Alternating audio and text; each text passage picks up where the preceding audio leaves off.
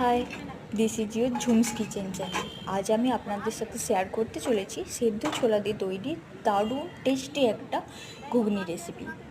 Let's start it.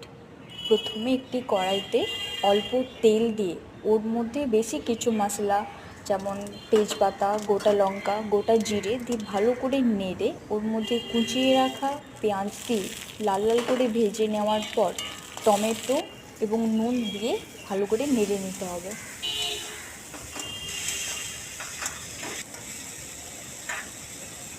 এরপর ওর মধ্যে লঙ্কা গুঁড়ো, হলুদ গুঁড়ো এবং জিরে এবং ধনে গুঁড়ো দিয়ে ভালো করে কষিয়ে নিতে হবে।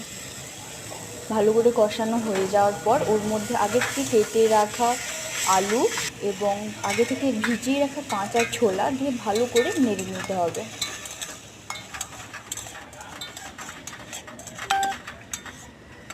এরপর একটি কুকারে ওই সমস্ত উপকরণটা ঢেলে দিয়ে কুকারটা বন্ধ করে দুটো সিটি দিলেই রেডি আমাদের ছোলার ঘুগনি।